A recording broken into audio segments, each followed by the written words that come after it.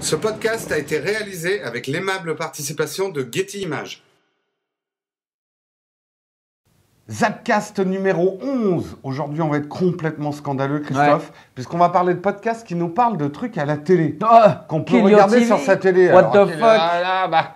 Et deuxième scandale, on va parler que de No Watch. Donc, en gros, Zapcast 11 est un Zapcast publicitaire.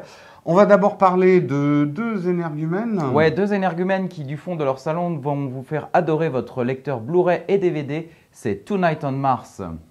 Et puis, on va parler aussi, pour tous les amoureux de séries, d'un podcast audio qui est sur nowatch.fm. C'est Season 1, les pros des séries, avec Sophie et Alexandre. Ouais. Eh ben, je propose que... On ne perd pas une seconde de plus. Et que nous lancions l'émission.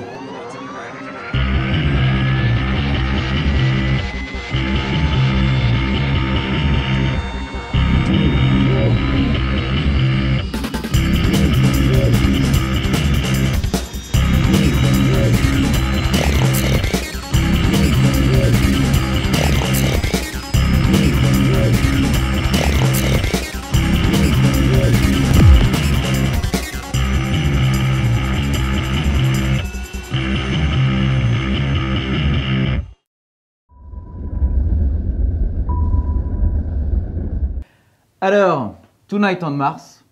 Ce soir sur Mars. Ce soir sur Mars, eh bien, Quel le Dr No. Mystérieux. Mais vous allez voir, le Dr No et John Plisken, qu'on ne présente plus, nous présentent tous les mois les nouveautés DVD et Blu-ray. Et aussi. VOD aussi, je crois qu'ils veulent s'y mettre. VOD, mais pour l'instant, c'est pas encore d'actualité, mais ça viendra. Ils nous présentent donc tous les mois ce qu'il faut regarder comme nouveauté, mais ils vont aussi dénicher des antiquités et des nanars incontournables qu'il faut absolument avoir dans sa Blu-ray Tech ou dans sa DVD Tech. On a eu la chance de les rencontrer, ils nous ont accordé cette interview à l'occasion du tournage. Ils ne pouvaient pas refuser en même temps. En même temps, on a sonné, on est rentré, on a mis le pied dans la porte et voilà. Donc ils ne pouvaient plus se débarrasser de nous. On les a rencontrés donc à l'occasion de leur dernier tournage. Du numéro 4. Du numéro 4. Et ils nous ont donc accordé cette interview exclusive. On regarde ça tout de suite et on en reparle juste après. Salut à tous, je suis en direct de la planète Mars, une petite planète rouge à proximité de la Terre, où deux passionnés de home cinéma nous font tous les mois une revue de ce qu'il faut voir et de ce qu'il faut éviter. Je vais les rencontrer et pour cela j'ai un petit guide qui m'a ouvert les portes. Alors je suis en direct sur Tonight on Mars, Tom pour les intimes, avec les deux comparses Dr No. Bonjour Dr No. Bonjour à tous. Et John Plisken. Bonjour John Plisken. Yeah, hi, John. It's nice to meet you. Nice to meet you too. Ma première question, c'est la question traditionnelle. Je vais vous demander de vous présenter en commençant par le Dr No. Dr No, qui es-tu et que fais-tu IRL? Je suis le Dr No, je m'appelle Yann, je suis graphiste, je travaille dans la presse et j'ai malheureusement la joie et voilà, on peut dire ça, de travailler avec John Plisken dans la vraie vie. C'est assez terrifiant, mais bon, on fait avec. Et toi, John Plisken, qui es-tu? Qui es-tu réellement, John Plisken? Right, okay. I'm John Plisken. I'm currently from in Texas, and County, Jack Daniels. Well, kind of, you know. Voilà, merci. Le Dr No. Ouais, même pas mort. Et à ma gauche, à ma droite, John Plisken. T'as pris des extas ou quoi? Ouais, je suis déchaîné, je suis hystérique. Okay. Tonight on Mars. Tonight on Mars. Qu'est-ce que c'est que ce titre? D'où est-ce que ça vient? Moi, j'ai envie de savoir, et je pense que beaucoup de gens derrière qui regardent le podcast ont envie de savoir d'où est-ce que ça vient. Tonight on Mars, Dr No. Alors, Tonight on Mars, ça vient déjà d'un blog assez obscur créé par John Plisken, un blog qui s'appelle John Plisken from Mars. Et donc, voilà, quand on a décidé de créer notre podcast et de trouver le titre, John a exigé qu'il y ait le mot Mars dans le titre. Donc, il y a eu un jus de crâne pendant plusieurs jours avant de réussir à trouver le nom Tonight on Mars, un petit clin d'œil au Tonight Show, tout ça, un truc assez marrant, voilà. D'accord. Et donc, John Plisken, je vais vous poser l'autre question. Quelle est la raison de ce podcast? Qu'est-ce qui vous a poussé à vous lancer dans ce podcast avec le Dr No? Est-ce que vous ne trouviez pas votre bonheur parmi tous les podcasts sur le cinéma, ou est-ce que vous aviez une envie particulière? Okay. Well, actually, Excuse me, hold on. Parce qu'en fait, ce qui s'est passé, c'est qu'à l'époque, nous cherchions une idée de podcast sur le cinéma, et on n'arrivait pas vraiment à trouver l'idée. Yann et moi, on est deux grands fans de cinéma, deux grands cinéphiles, et c'est Yann qui a eu l'idée de parler de cinéma via l'actualité DVD, Blu-ray. Je parle assez doucement. Et d'une voix parfaitement intelligible et très agréable à écouter ces jeux. Voilà. Je continue rapidement. Donc Yann regardait depuis quelques mois du coin de l'œil ce qu'on faisait avec Scuds dans No Watch. Il sentait monter en lui une petite poussée de lait, une petite poussée d'envie de parler devant la caméra. Une petite stunga, on peut dire. Un petit golomètre à 15 sur une échelle qui n'en comporte que 10, pourtant, étonnant. Donc gros golomètre de Yann pour l'envie de faire du podcast.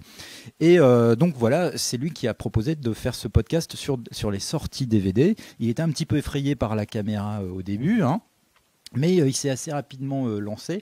Et il existe peut-être déjà des podcasts vidéo sur l'actualité DVD, je ne sais pas, mais en tout cas, nous, on n'a pas eu l'impression d'en voir. On s'est dit que c'était une idée originale pour parler de cinéma et défendre nos convictions.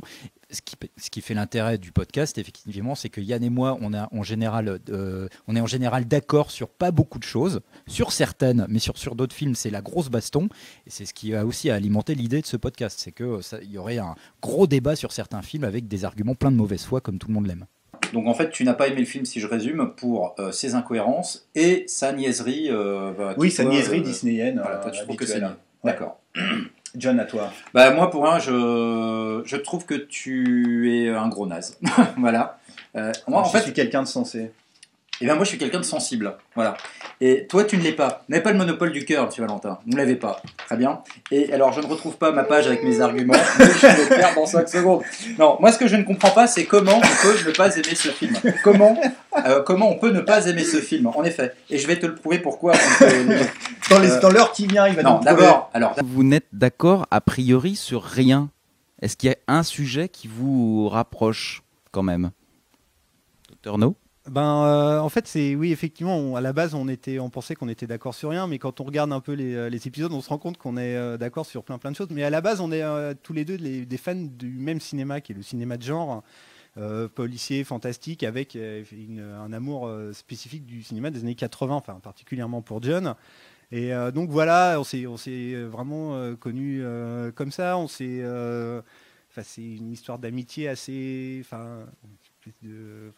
coup de foudre au niveau cinéphile, quoi. C'est vraiment ça, quoi. On est devenus potes parce qu'on a découvert qu'on avait exactement les mêmes goûts, on avait le même parcours, quoi. Alors, coup de boule. C'est dur. Coup de latte. J'ai envie de te taper. 3 étoiles. Coup de pute parfois, quand même, il faut le dire.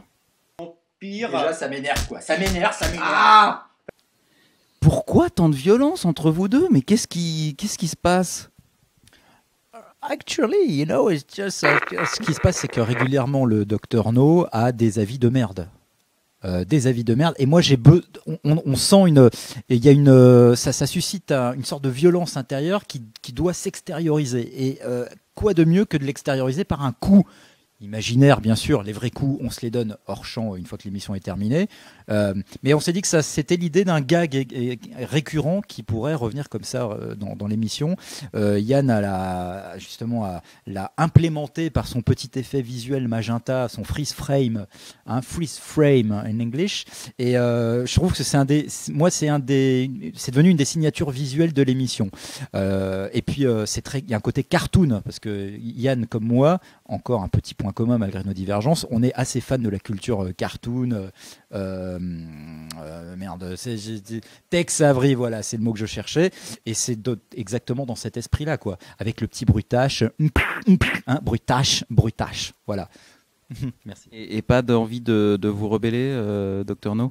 Non, la violence, c'est nul. Donc moi je suis quelqu'un de pacifique et à voir ce mec surmusclé, trop sûr de sa force et être capable de s'exprimer que par la violence, c'est terrifiant. Ce mec a pas de goût. Et donc quand on lui met le nez dans son caca, hein, il faut dire ça comme ça, il répond que par la violence. Donc je laisse faire. Donc il y a un Stallone et un Gandhi. Qui... Oh pardon. Putain, ça fait vraiment mal. Mais quel abruti celui-là.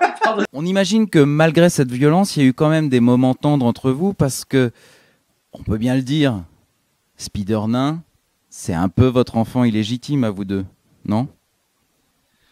Spider-Nabot est l'enfant en effet que Yann m'a donné à la suite d'un accouplement que nous ne recherchions pas. C'est arrivé comme ça nous est tombé dessus et on en rit encore quand on en parle, hein, mon cochon. Et c'était un soir où nous avions beaucoup bu, nous avions beaucoup débattu, on avait besoin de tendresse et ça a donné Spider-Nain, qui est le troisième personnage, le troisième téton, j'ai envie de dire, le nipple de l'émission. Ça n'a aucun sens. Peux-tu passer la parole au Dr No? Je la passe tout de suite. Dr No, quelque chose à ajouter? Ouais, je suis déjà totalement consterné. Et donc, effectivement, le Spider-Nain était un cadeau d'anniversaire commun à la boîte. On faisait des anniversaires à un moment. Et donc, c'est moi qui étais de corvée pour acheter les trucs tout pourris pour John Plisken. Et j'ai flashé sur Spider-Nain. Donc voilà. Et donc, c'est devenu effectivement la mascotte de l'émission. Ce podcast vous est présenté par Spider-Nain. Et aussi... Rien. Rien. Putain, on est des gros tocards, John. Il rentre chez toi, Spider-Man. Alors, imaginons un scénario de science-fiction. Un orage magique un peu comme dans Up, qui vous permet de vous transporter dans n'importe quelle scène de n'importe quel film. Laquelle choisiriez-vous? Dr No? Putain, c'est super facile comme question. J'en ai pas la moindre idée. Je dirais, oh là là, être au milieu du duel à 3 dans Le Bon, la Brute et le Truand et les flinguer tous. Hein. Et toi, John Plisken? Nuage magique, hop, tu te téléportes dans n'importe quelle scène de n'importe quel film, laquelle tu choisis? Juste si besoin était, nous venons d'avoir une preuve supplémentaire de la nature de psychopathe du Dr No. Voilà. Le film en question, eh bien, ça serait le passage de Assaut de Carpenter, dans lequel le commandant Ethan Bishop chope un riot gun lancé en l'air par Napoléon Wilson. Il le rattrape en l'air, il se retourne et il flingue 3 mecs qui veulent rentrer dans la prison au riot gun. Ça, c'est l'action du riot gun. Et je voudrais être Ethan Bishop à ce moment-là. C'est le moment le plus cool de tout Assaut de Carpenter. Donc, c'est le moment le plus cool de toute l'histoire du cinéma. Et je voudrais être en plein dedans. Merci. Je peux avoir le bouton qui me fait parler? Yeah, because he's just, a great fucker, and to fuck the women and the sons. Ouais, et c'est moi le psychopathe, hein, merci. Autre scénario de science-fiction, vous souhaitez laisser un souvenir impérissable à une fille qui ne soit pas une MST. Quel film lui passez-vous? Hein?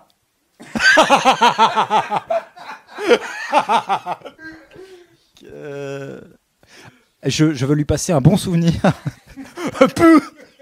Qu'il soit pas une MST, mais qu'est-ce que je lui passe comme DVD? Ah, qu'est-ce que je lui passe comme DVD?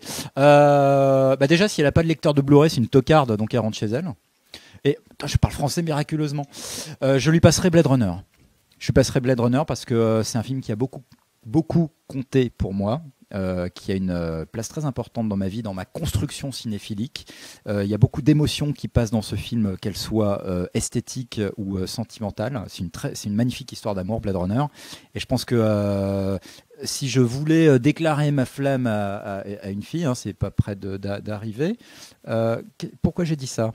Je ne sais pas. En tout cas, je lui passerai Blade Runner. Et si elle n'est pas sensible à Blade Runner, ça serait une cause majeure de non-chopage. Et toi, Dr No? Alors moi, je lui passerai Lone Star, un film qui date du milieu des années 90 de John Sayles. C'est un film bouleversant, c'est une histoire d'amour à travers les âges. Ça se passe dans le Texas, c'est un film que je trouve bouleversant. J'ai déjà montré, j'ai déjà prêté à des filles et à chaque fois, elles ont kiffé ce film. Donc voilà, c'est un très très beau film. La VOD, c'est une véritable explosion en ce moment. Vous, j'imagine que vous resterez fidèle au support physique coûte que coûte. Pourquoi ? C'est un débat assez complexe pour nous et c'est délicat de trancher pour Tom parce que on dit dans le générique qu'on parle de VOD et on va pas raconter d'histoire pour l'instant, on n'en a pas beaucoup parlé. On est de la génération un peu old school qui a l'habitude du support matériel, la cassette vidéo au début des années 80, puis le DVD et puis aujourd'hui le Blu-ray.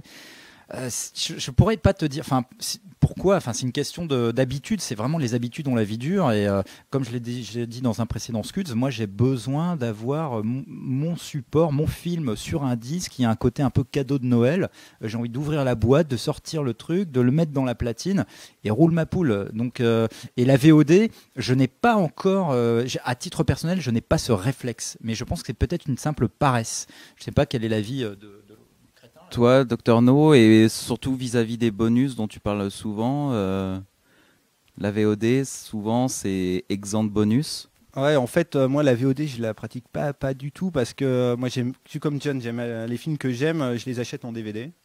Et les autres, après, je fais des actions qui sont interdites par la loi. Donc voilà.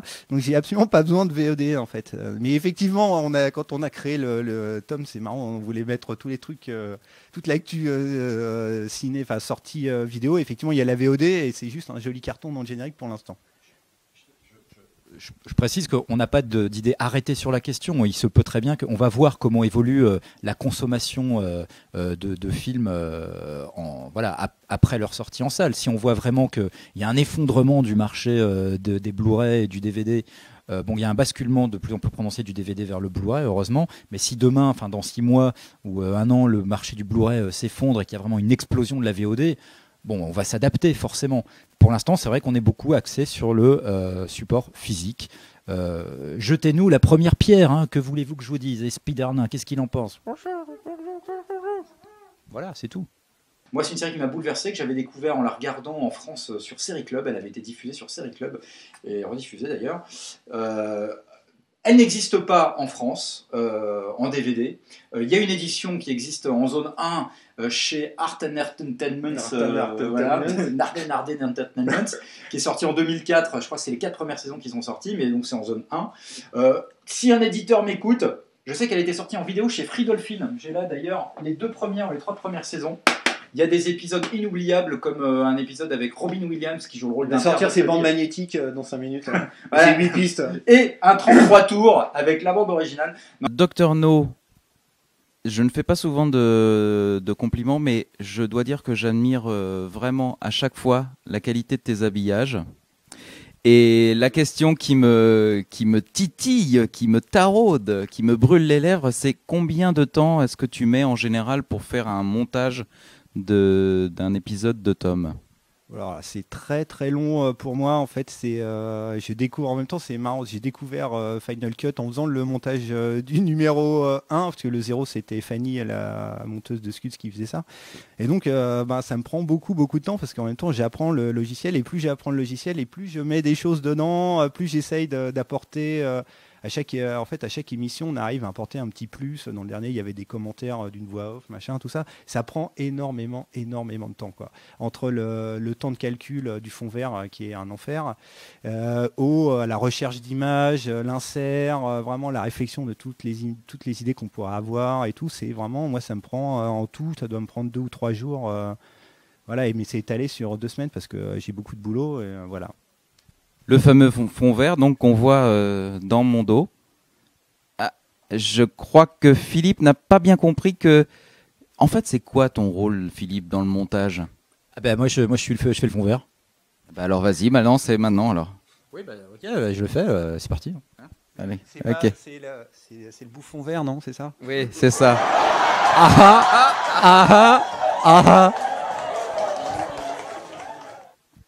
Oui, je suis en apprentissage. Est-ce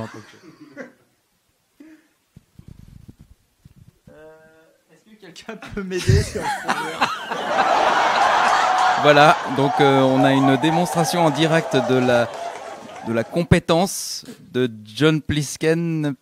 Ça marche, capitaine. Bravo. Oh putain, je me suis coincé une couille. Cette interview part complètement à volo.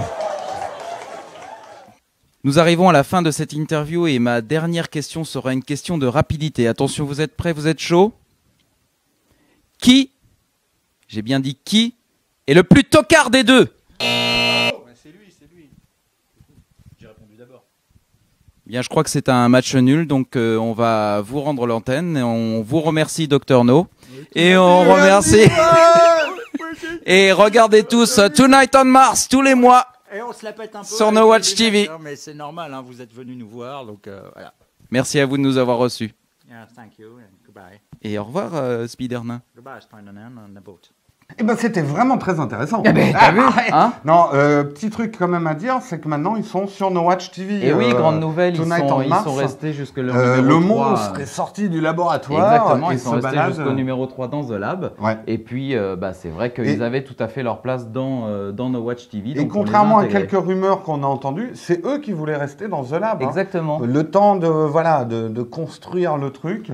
Et d'ailleurs, franchement, on peut remarquer quand même cette émission pour dire encore 2 mots avant qu'on se quitte dessus. Le montage, vraiment un super boulot de la part de Yann, Dr No. On ne le Il y redira passe jamais pas mal assez. de ses soirées. Ce garçon est graphiste et ça se sent. Et ça se sent. Là, c'est de la production value comme on aime. Donc, vraiment bravo. Et Philippe, quand même, super présentateur. Ça, il n'y a pas à dire. Il n'y a pas à dire.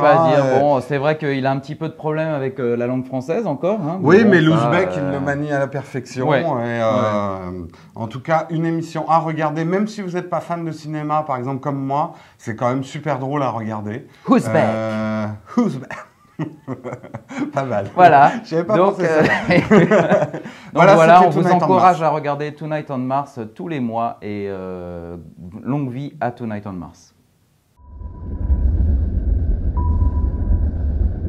Alors, amour, gloire et No Watch, on va parler de séries télé, toutes les séries télé, puisqu'on va vous parler de Season 1. Season 1, c'est un podcast audio qui est sur nowatch.fm maintenant, qui est présenté par Sophie et Alexandre. J'ai eu la chance, enfin on a eu la chance, mais tu n'étais pas là. Donc je n'étais pas là, malheureusement. J'ai eu la chance de les croiser complètement, enfin pas du tout intentionnellement, au Forum des Images, lors de... Il y avait un festival des séries, voilà, donc dans leur cadre naturel. Et surtout, c'était un petit moment assez exclusif, parce que c'était leur première rencontre à tous les deux. En IRL, comme on dit. IRL, in real life. C'est vrai que d'habitude, ils font leur podcast complètement à distance. Par Skype et tout ça. Et là, c'était la première fois qu'ils se Donc, rencontraient je voulais voir, tu vois, l'étincelle de la rencontre, le côté amour, gloire et beauté dans le monde des séries. Donc, on découvre ça tout de suite en regardant l'interview. Alors, je suis aujourd'hui au Forum des Images pour parler d'un podcast que vous connaissez certainement tous, ou peut-être pas, mais que je vais vous faire découvrir, qui s'appelle Season 1. Donc nous sommes ici au Forum des Images pour le festival Sérimania, où j'ai pu rencontrer les 2 protagonistes du podcast Season 1, que je vous présente tout de suite, Sophie, Alexandre. Bonjour. Bonjour. Salut.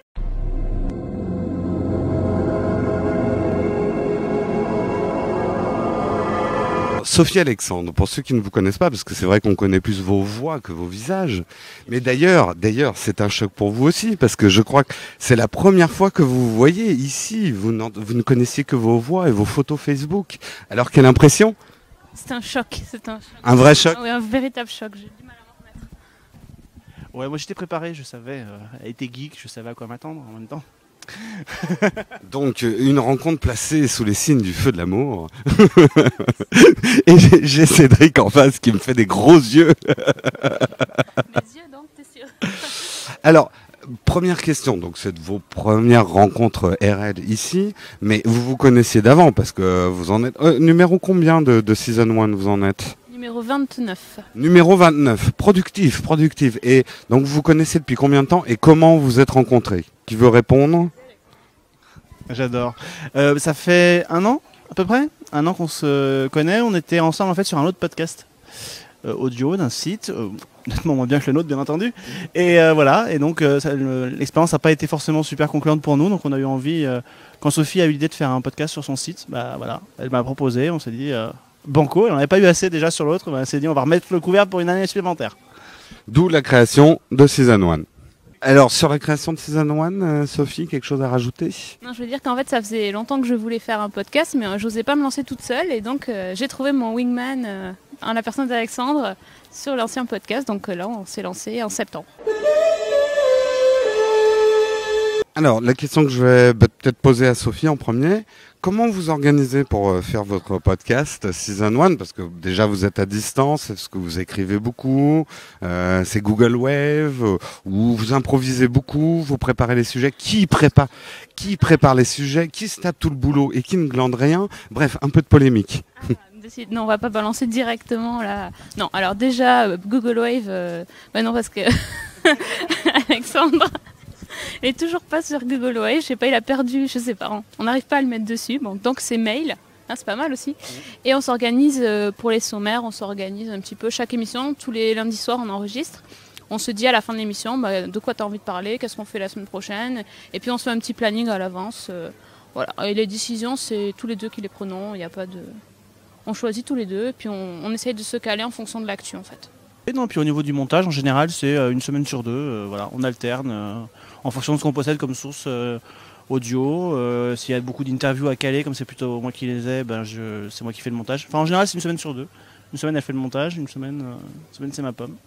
Et au niveau format, quels sont vos métiers d'origine? Est-ce que c'est votre métier de faire du podcast ou pas? Qu'est-ce que vous faites dans la vraie vie? Moi, j'ai un métier normal. D'accord. Tu veux pas le dire? D'accord, ok. Et toi, Alexandre? Moi, je bosse en radio. En radio? Une émission sur les séries. Donc, pour moi, voilà, c'était un peu la continuité en plus long. Qu'est-ce que tu trouves dans le podcast que tu ne trouves pas à la radio? Est-ce que c'est une liberté de ton? Est-ce que c'est... Non, la liberté de ton, je l'ai à la radio, j'ai pas de problème avec ça. Non, mais c'est le contenu. La radio, c'est plus de l'information, c'est plus un mag d'infos sur les séries. Et dans le podcast, on peut faire de la vraie critique. Et on n'est pas bloqué par le temps. Donc, même si on s'est habitué à un format d'1 heure, on n'est pas bloqué par le temps. Donc, on peut rester une demi-heure sur Mad Men sans aucun problème. Avec des invités particulièrement longs. Ouais, mais tellement talentueux, franchement. Merci, tu auras droit à ton lait fraise au bar en bas. Bon, on a parlé un petit peu de la technique du podcast. Maintenant, on va parler quand même de votre cœur de métier, le cœur de podcast, les séries en elles-mêmes. Alors déjà, première question, combien de séries vous suivez de front? Chacun d'entre vous, combien vous en suivez en tout? Sophie? Difficile à dire, je dirais une quinzaine peut-être. Peut-être plus, mais après, je suis pas très très régulière, j'ai pas un ordre établi, ça fonctionne aussi au coup de cœur et aussi en fonction de ce qu'on va regarder, ce dont on va parler dans le podcast. Si Alexandre me dit il faut que je regarde La Loi selon Bartoli, mais je regarde et bon après je recommence pas, mais donc. Et est-ce que c'est un peu saisonnalisé? Parce qu'il y a des saisons, justement, en série. Moi, je sais que quand je regarde des séries, il y a des moments où je suis obligé d'en regarder plein parce que j'aime bien les derniers trucs. Puis dans les phases de creux où il n'y a pas de série, il faut que je regarde autre chose. Est-ce que vous, c'est pareil ou toute l'année est bien remplie de séries? Toute l'année est bien remplie parce que de toute façon pendant l'été il y a aussi des séries d'été, puis dès qu'il y a un petit creux en fait moi j'en profite pour rattraper mon retard sur certaines séries que j'avais pas vues, donc j'ai une liste à peu près comme ça de choses auxquelles il faut que je me mette, ou alors pour regarder des saisons complètes parce que parfois on regarde un pilote ou 2-3 épisodes et puis on n'a pas le temps de finir, donc on s'ennuie pas. Et toi Alexandre, combien de séries tu suis de front? Parce qu'en plus c'est ton métier à la radio, tu dois en suivre pas mal. C'est-à-dire que c'est compliqué entre les séries qu'il faut parler pour le podcast, les séries que les chaînes peuvent nous envoyer parce qu'on reçoit les DVD des séries, les séries qu'on peut regarder à la télévision française, parce que c'est vrai qu'on essaye au maximum de coller à la diffusion aussi des séries en France. Donc voilà, il faut jongler avec tout ça, c'est compliqué, je peux pas te dire, mais ouais, c'est une petite dizaine, entre 10 et 20 de manière régulière, mais c'est pas automatiquement toutes les semaines 20 épisodes à regarder, sinon je n'aurais plus aucune vie sociale. D'accord. Et vos séries, vous les regardez plutôt sur ordinateur, sur la télé, sur un iPhone? Où est-ce que vous les regardez? Sur ma télé, via l'ordinateur. D'accord. Et toi, Alexandre? Télé, surtout télé. J'alterne entre les DVD, ce que je peux avoir sur mon ordinateur. Mais globalement, c'est télé avec les DVD. Ouais.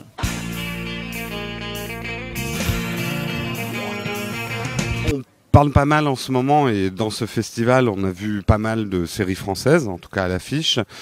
Quelle est votre opinion, sans vous mettre des gens à dos, sur les séries françaises? Je crois qu'il y a des points de désaccord, d'après ce que j'ai cru comprendre. Donc, Sophie, pour commencer par toi, ton opinion globale sur les productions françaises en ce moment, est-ce qu'il y a du bon? Est-ce que tout est acheté ou pas? Pour l'instant, je cherche. Je cherche du bon, j'ai trouvé beaucoup de mauvais, j'ai trouvé quelques petites séries qui ont commencé à m'intéresser. Oui, Alexandre, oui. Donc, j'ai beaucoup aimé Pigalle la nuit. Donc là, je suis un tout petit peu réconciliée avec les séries françaises, mais bon, il y a du boulot, quoi, parce que là... On revient de loin. Et toi, Alexandre, série française de l'avenir? Oui, non, mais moi je pense que c'est aussi utopique de dire qu'il n'y a que des séries mauvaises en France que de dire qu'il n'y a que des bonnes séries aux États-Unis. Donc il y a de très bonnes séries en France, Pigalle la nuit effectivement, Braco, Un village français, mais il y a aussi des séries qui vont venir comme la Commanderie. Ça c'est toi qui as dit qu'il avait regardé Joséphine dans le podcast, je te rappelle, alors la ramène pas trop. Voilà, c'est vrai qu'il y a beaucoup de bonnes séries sur Canal et sur le service public aussi de temps en temps. Ceux qui sont un peu à la ramasse, c'est quand même TF1. Mais voilà, je pense que non, il y a des bonnes productions, il y a des productions qui sont du pur divertissement et il faut savoir les prendre comme telles. Voilà, moi c'est vrai que je défends aussi certaines séries qui sont pas forcément super bien vues par les critiques ou par les fans de séries, mais qui apportent aussi dans leur façon dont elles écrivent et dont elles tournent des choses pour la suite, quoi. Question, parce que nous chez Zapcast, on est très très fan du Visiteur du Futur et on regarde pas mal et on parle pas mal de web-séries. Est-ce que dans l'émission Season 1, vous commencez à regarder ou vous suivez les web-séries? Est-ce que vous pensez que c'est un des avenirs possibles pour la série? Est-ce que c'est quelque chose qui commence à vous intéresser? Alors oui, évidemment, on s'y intéresse. Pour l'instant, on n'a pas fait de gros dossiers parce qu'on n'est pas très très calé sur le sujet, à vrai dire. Mais moi déjà, c'est Dr Horrible qui m'a vraiment donné envie de me mettre aux web-séries. J'ai enchaîné à regarder The Guild. Et puis ensuite, j'ai regardé Noob. Et donc, bon, mais c'est toujours un petit peu dans le milieu geek, etc. Les autres web-séries, j'ai pas trop encore eu le temps de me pencher dessus. Mais bon, je pense que c'est sur quelque chose sur lequel on va revenir très très vite. Je vous conseille, on en avait parlé nous dans Zapcast, Anyone But Me, qui est fait par les productrices d'Angela 15 ans, qui ont lancé leur web-série sur la relation de deux adolescentes lesbiennes. Et c'est uniquement sur le web. Et, enfin bon, nous on en a parlé, c'est des choses qui commencent à devenir assez intéressantes sur les séries. Est-ce que toi, Alexandre, tu regardes des web-séries? Est-ce que ça t'intéresse ou... Bah, après ça dépend des séries, c'est comme n'importe quelle série, enfin, c'est pas parce que c'est sur le web que je regarde pas s'il y a un sujet qui m'intéresse. J'ai quand même l'impression que les web-séries ça reste encore, enfin c'est vrai qu'il y en a beaucoup qui se font aux États-Unis, mais ça reste un prétexte. C'est-à-dire qu'on sent que quand il y a des productions qui sont faites, systématiquement elles se retrouvent après sur des grandes chaînes. On l'a vu en France, on peut citer, aux États-Unis il y a le cas de Sanctuary, qui a commencé comme une web-série puis qui s'est retrouvée sur Sci-Fi. En France il y a eu le cas aussi de la série, j'ai un trou, avec la charmante Alexa Barlier, Cali, qui avait été créée comme une web-série puis qui s'est retrouvée montée dans un truc qui n'avait plus aucune cohérence. Donc voilà, je pense que les grosses web-séries, si on veut qu'elles développent, on sent que les gens s'en servent comme d'un tremplin pour exister à la télé. Est-ce que c'est l'avenir? Oui, c'est l'avenir pour regarder les séries sur le net. Est-ce que les web-séries en tant que telles sont l'avenir de la fiction? Je sais pas, je me demande si c'est pas plus un laboratoire pour essayer des choses et pour après apprendre et faire de la production effectivement sur le net. Niveau série, si je vous posais la question, quelle est pour vous la matrice des séries, la série qui vous a fait aimer toutes les autres séries, la série quand vous avez vu, vous vous êtes dit je veux faire ça dans la vie, je veux en parler, ça fait partie de ma vie. Ça peut être une très vieille série, même une série honteuse. Quelle serait cette série? Sophie? Série honteuse, non, pas du tout. Moi, c'est X-Files, donc ça va, j'ai pas honte. C'était une claque quand j'ai vu la série. Je suis devenue complètement gaga de la série, enfin, limite fan hystérique, mais bon. Donc, à l'époque où toutes les filles, elles avaient des posters de Brad Pitt dans leur chambre, moi, j'avais Mulder et Scully partout. Enfin, ça a été... Donc, ouais, une vraie X-Files depuis toujours. Et en fait, il y en avait deux parce que X-Files, je l'ai regardé sur M6... en français, et après j'ai vu Friends en VO. Et donc c'est là vraiment que j'ai compris qu'il fallait que je vois des séries, que je les vois en VO, que j'achète des DVD, et c'est là que ça a commencé, les VHS. Enfin, VHS en VO, ST. Enfin, là vraiment avec Friends, je suis passée au niveau vraiment série en version originale, et j'ai plus lâché après, c'était fini. Alexandre, la série matricielle? En fait, pour répondre vraiment à ta question, c'est à la série qui m'a donné envie d'en parler, il n'y en a pas vraiment. C'est sur le long terme. C'est à force de regarder des séries. Quand j'ai eu la possibilité de travailler dans ce milieu-là, je me suis dit pourquoi pas parler des séries. Maintenant, je me donnerais bien vers Kira, voir si elle sait de quelle série je parle. La première série qui a pu me plaire, voir si elle écoute bien l'émission qu'on fait ensemble. C'est Twin Peaks. Twin Peaks ça serait pas... Mais Twin Peaks en ferait partie aussi, ouais. C'est clair que c'était une claque. Avec la bande originale de Badalamenti qui est juste une tuerie, donc voilà. Toujours pour rester dans ce genre de questions, mais je ne vais pas vous demander les séries qu'on amènerait sur une île déserte et tout ça. Mais par contre, mais nous on a des questions un petit peu plus tactiques chez Zapcast. Si vous rencontriez un extraterrestre qui n'avait jamais vu de série de sa vie, quelqu'un qui ne sait même pas ce que c'est qu'une série, ou plus ordinairement quelqu'un à qui vous voulez expliquer en quoi les séries sont quelque chose d'exceptionnel à notre époque, quelle est la première série que vous conseillerez de regarder ? Les experts Miami ? Non, je plaisante. Je sais pas. On va dire que si c'était une extraterrestre femme, je lui dirais peut-être de regarder Desperate Housewives. Si c'était un homme, je ne sais pas. Là, je sèche. D'accord, Alexandre, une idée pour faire découvrir les séries à quelqu'un qui ne connaît pas les séries ? Je crois que on peut pas leur demander de connaître les séries en ayant un truc qui soit vraiment hyper intello. Donc je pense qu'il faut un truc qui soit vraiment du pur divertissement. D'abord parce que c'est comme ça qu'on les a tous découverts, les séries. Moi je sais que j'appartiens à une génération où les séries on les a découvertes par la 5, avec les robinets à séries qu'il y avait l'après-midi. La Une est à vous aussi. Donc c'est pas... non, ce serait des grosses séries de divertissement pour apprendre qu'on peut s'amuser dans les séries télé. Maintenant j'en ai pas vraiment en tête. Mais voilà, c'est peut-être une série comme X-Files par exemple, peut faire l'affaire, ou certaines séries un peu plus marrantes, des sitcoms, mais vraiment un truc de divertissement, et certainement pas un style Twin Peaks ou un truc un peu trop intello, parce que là on s'adresse vraiment à un public particulier, donc un bon gros truc de divertissement. Moi, quand j'étais gamin, l'une des premières séries dont j'étais fan, ça remonte à 87, c'était MacGyver, t'as qu'à voir, tu vois. Excellente série. Le dimanche après-midi, MacGyver à 15h sur France 2, entre l'école des fans et le monde est à vous, donc voilà. Sophie, Alexandre, merci beaucoup d'avoir répondu aux questions de Zapcast. Une petite dernière question avant qu'on se quitte. Conseil pour les spectateurs de Zapcast sur 2010, qu'est-ce qu'il faut regarder absolument ? Peut-être pas plus de 3 séries, mais vos conseils absolus pour 2010. Les trucs à ne pas rater ou à rattraper d'ailleurs. Des nouveautés ou des qui ont déjà commencé. Moi je miserais sur Fringe.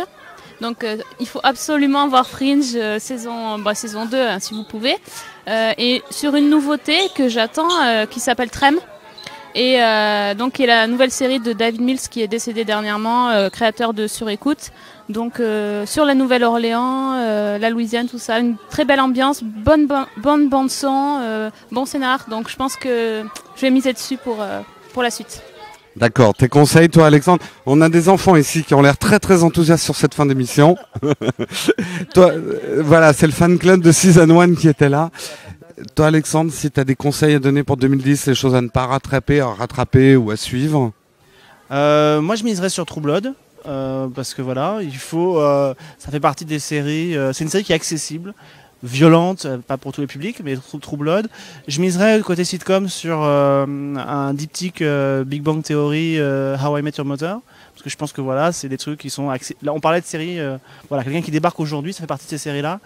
Et puis après voilà, si on veut regarder des séries un petit peu plus pointues, il y a ce qu'il faut, une série comme Damages par exemple, la saison 1, voilà, ça fait partie des séries à lesquelles on peut aller. En tout cas, écoutez tous Season 1 que vous retrouverez sur nowatch.fm, fait partie de nowatch.net. L'émission est toutes les semaines.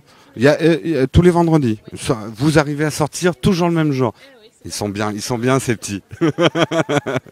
Merci en tout cas d'avoir suivi cette interview, d'y avoir participé. Un podcast à suivre, absolument. Ouais. Si vous êtes fan de séries, c'est vrai qu'il y a tellement de séries en ce moment qui sont produites. C'est difficile de on en a par tous les canaux. C'est vrai que les journées ne faisant que 24 heures, il faut quand même pas trop se louper parce que comme tu disais, s'engager dans une série, finalement, c'est effectivement un engagement.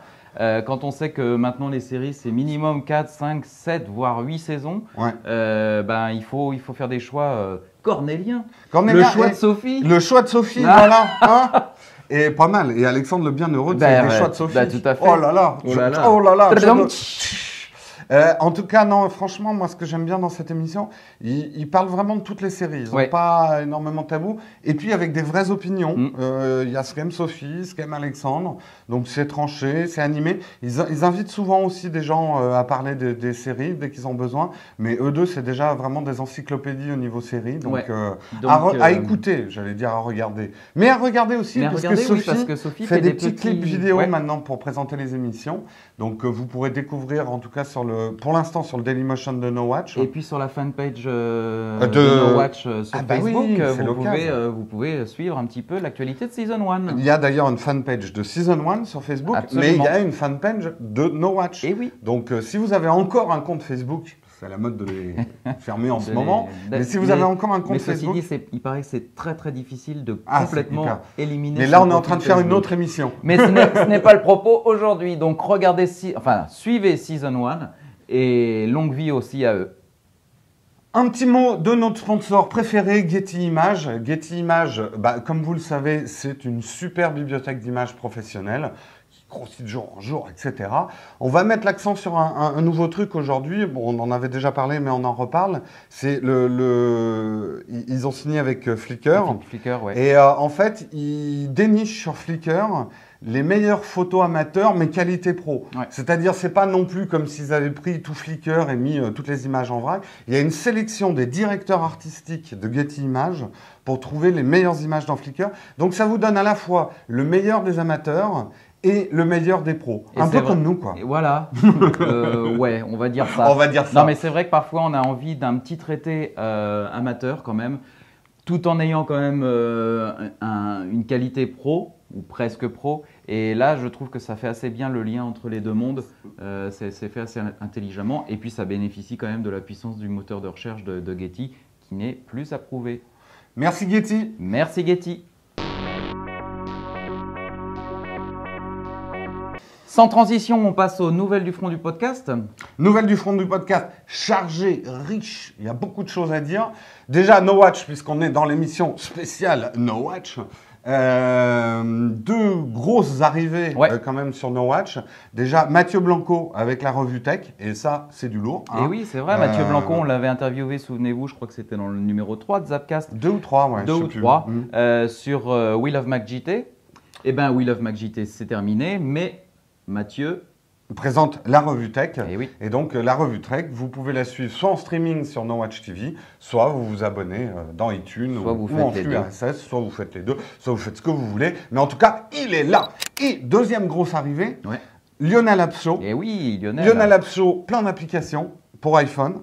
Alors, c'est très complémentaire, moi je trouve, je dis pas ça parce que je présente aussi une émission sur les applications. Avec Upload qui flatte vos oreilles et qui remplit votre iPhone. Votre iPhone, et bien là, vous pourrez voir les applications.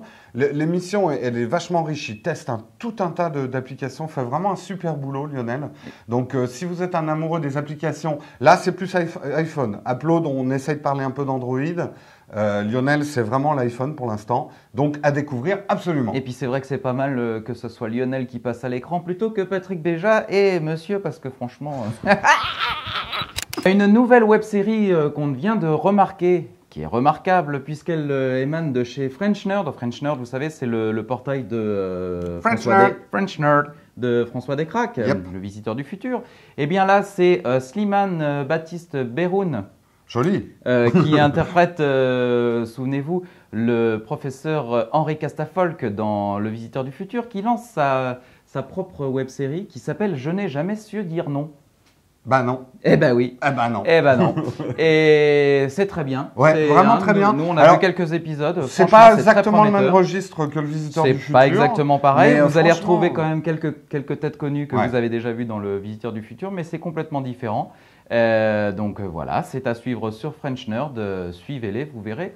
Ça devrait vous plaire. Encore une petite nouvelle sur French Nerd. Oui. Il y a un épisode spin-off du Visiteur du Futur et de la Flanders Company. Une sorte de crossover. Flanders Company dont on n'a pas encore parlé, mais dont on parlera probablement dans un Zapcast. Absolument. Parce que c'est quand même un des phénomènes du web en audiovisuel alternatif. Et c'est français, monsieur. Et c'est français, monsieur, donc alors, on en parlera. En tout cas, voilà, tout ça à découvrir. Et alors, dernière nouvelle très importante, je ne sais pas combien de temps on va prendre pour le montage de Zapcast, mais j'espère vraiment qu'on sera sorti avant.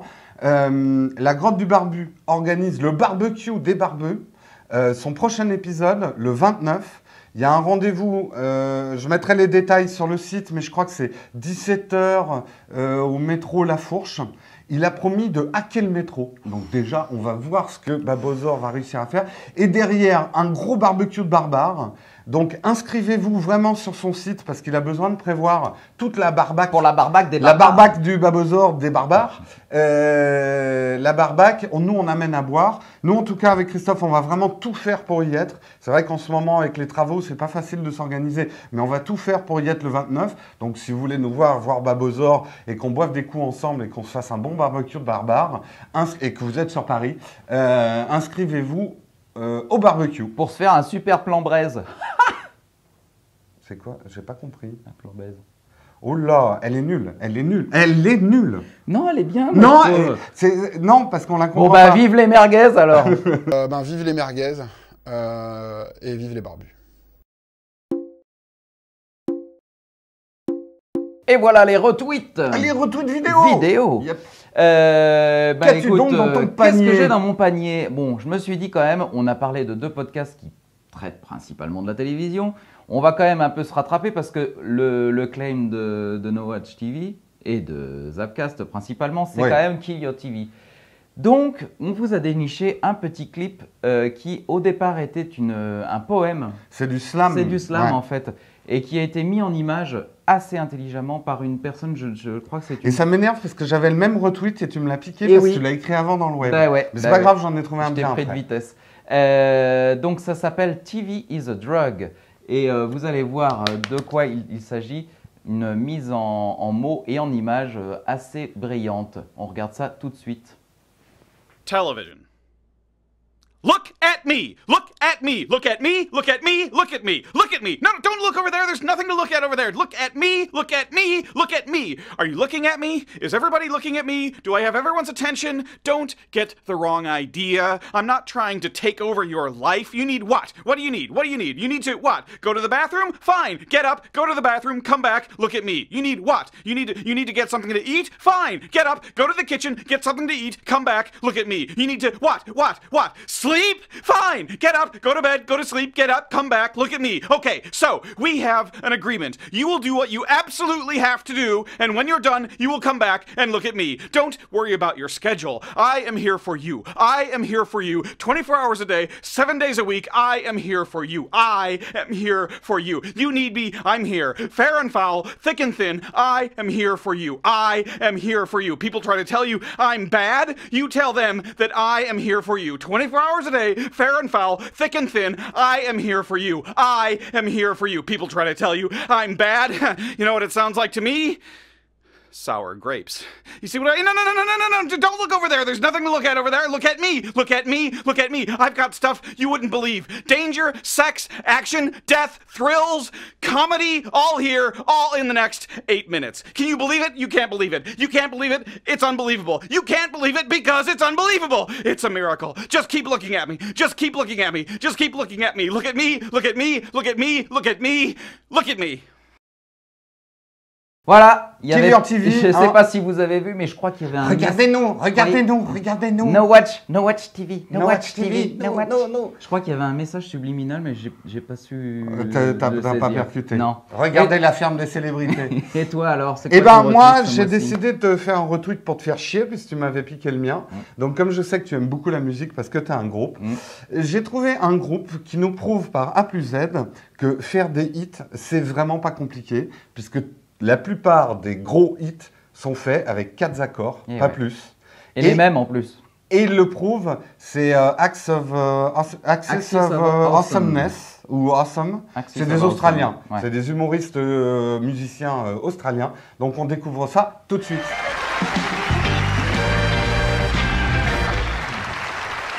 Good evening, ladies and gentlemen. I'm Jordan. I'm Lee. And we are the Axis of Awesome. And I'm Benny. Yeah, we've been a comedy rock band for close to 40 years now, and all that time we've never had a hit. Yeah, but you guys know why. Why? Because we never wrote a 4-chord song. What's that? What's a 4-chord song, Benny? Well, if you want all the greatest hits from the past 40 years, just use 4 chords. Same 4 chords for every song. It's dead simple to write a pop hit. Just 4? Yeah, these 4. Here.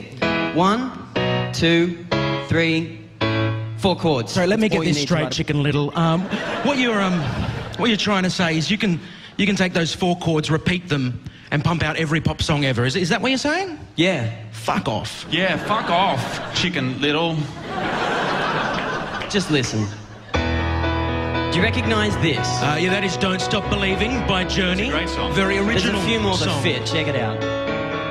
My life is brilliant. My love is pure. I saw an angel. Of that I'm sure. Well, that's just 2 songs that are similar. That's not a big Forever young. 3 I songs. wanna be forever young. I won't hesitate no more, no more. It cannot wait. I'm yours. This is the way you left me. I'm not pretending. No love, no hope, no glory, no happy ending. 'Cause you were amazing. We did amazing things. If I could, then I would. I'd go wherever you will go. Can you feel the love tonight? And she will be loved. Yeah, she will be loved. Pictures of you, pictures of me, hung upon your wall for the world to see. 'Cause I can't live with or without you. When I fall at your feet, you let your tears. Am I not pretty enough? Is my heart too... Double time? Double time. When I find myself in times of trouble, Mother Mary comes to me. Sometimes I feel like I don't have a partner.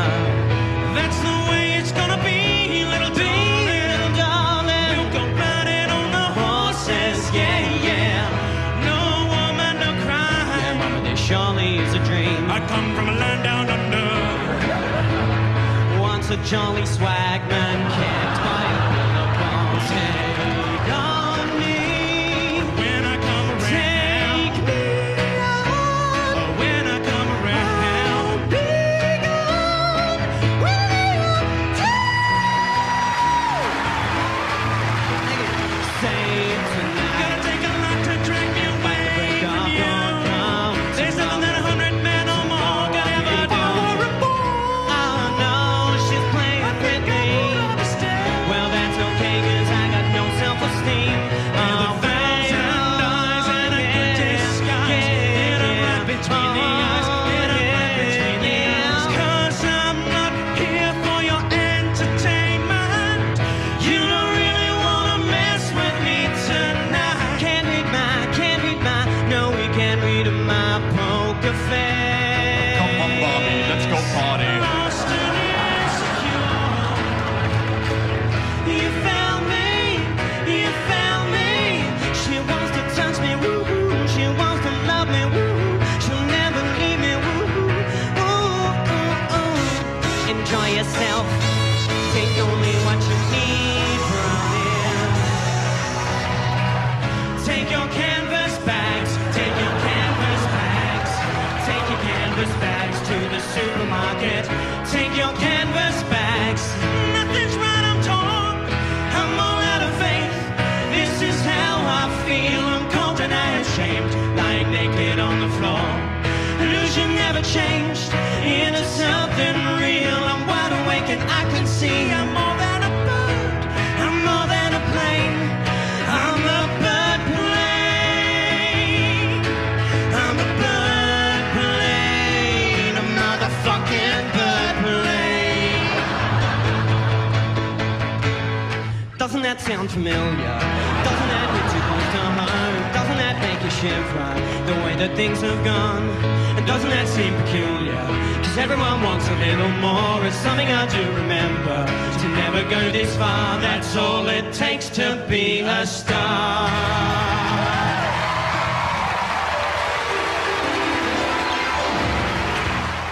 On arrive déjà au bout. Eh ben oui. Eh ben oui. Et comme on est en France et qu'en France tout se termine en musique, on va se quitter en par une musique. chanson, c'est ça le vrai truc. Ah en oui, France, tout se termine par une chanson. Je Par sais des pas. chansons, ouais. Ouais. Donc on va se quitter en musique, c'est mon choix cette fois-ci. Et ben je me suis dit que j'allais retourner un petit peu vers les quotas. Hein, donc c'est Les vrai quotas. que les quotas. Quota. On est en forme ce matin. Ce garçon est un malade mental, il faut le savoir. J'ai attrapé la pliskinite. Ok, donc voilà un groupe, j'ai choisi un groupe français pour rétablir l'équilibre avec les groupes anglo-saxons dont on a parlé récemment. Mais j'ai quand même pris un groupe français qui chante en anglais. Hein. Ouais, faut pas déconner non plus. Mais ils chantent tous en anglais, les groupes ouais, français il y a une maintenant. espèce de vague comme ça. De L'Académie n'est pas contente. On s'en fout. Ouais. Pony Pony Run Run. Yeah. Mais qu'est-ce qu'il y a avec ces poneys là? Mais je sais pas. Le capitaine Webb est en train de faire la mainmise sur l'ensemble de la culture française en mettant du poney de partout. Quoi. Ça sent le poney. Ouais. Pony Pony Run Run, c'est un groupe nantais, 3 garçons assez talentueux qui ont tout compris à ce qu'était la façon de faire des tubes. Hein, on peut dire ça, des tubes pop. Donc des petits synthés vintage un peu années 80 et des guitares renforcées un peu par des guitares un petit peu énergiques. Là, le titre s'appelle Hey You. Vous l'avez forcément déjà entendu parce que ça a super bien cartonné. Mais moi, c'est un titre que j'aime bien. Je trouve qu'il est, voilà, il est bon, écoute, c'est ton immédiatement, choix, voilà, alors, il est hein. immédiatement mémorisable. Ça sonne bien, c'est positif. Donc voilà. Comme nous. Voilà, comme bon, nous. Exactement comme nous. Voilà. Donc on se quitte là-dessus. On se quitte là-dessus. On se retrouve pour Scud 12. Non, pas Scuds. Tu sors. Putain. Allez hop. Fous-moi le camp. Je suis fatigué. Zapcast 12. Zapcast 12. Scud 12, il a déjà été fait. Voilà. Merde, voilà, c'est malin, tiens. Voilà. Le verre est dans le fruit. Upload. Alors, Upload 12 et le rendez-vous tech. Voilà. Geeking. Voilà. Et voilà, on a fait la promotion de tout No Watch. Voilà, vous retrouverez tous les podcasts sur nowatch.net. Et le nôtre, le 12, très bientôt. Très bientôt, on essaye de faire de reprendre le rythme au maximum parce que c'est vrai qu'on a eu un petit peu de retard avec les travaux. Et en fait, vous ne voyez rien parce que là, il y a un green screen, mais on est dans un tas de gravats là. Exactement. Dans mon salon. Mais c'est le seul jour où il n'y a pas des travaux, donc on tourne. Donc on retourne à nos marteaux et à nos truelles et on vous dit à bientôt et podcastez bien. Ciao. Ciao.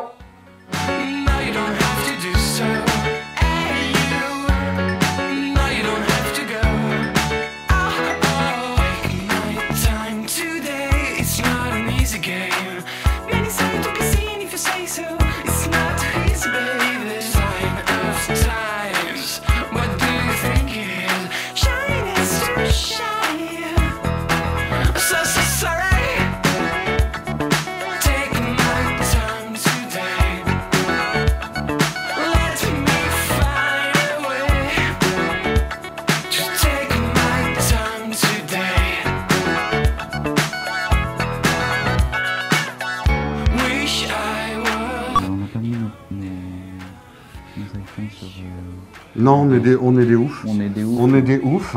Mode avion. Il est survivreur. Mais... coquin.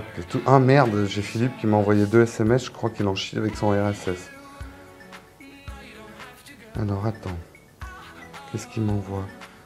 Je chope où le lien pour l'adresse iTunes? A priori, j'ai trouvé. J'espère que c'est le bon. Ouais, bon, il a dû se démerder. Hein. Philippe est en train de devenir un gros techos. Il manie les flux RSS comme personne. C'est le grand maître de l'URSS. Il est où mon mode avion? Je trouve ça très con comme appellation, le mode avion. Ah ouais. C'est des cons chez Apple. Ouais. Voilà. La mauvaise jobs. C'est bon, on n'a pas de verre sur nous. Si je monte pas mes tongs, ça va. J'ai cru que t'allais mettre ta capuche. Mets ta capuche.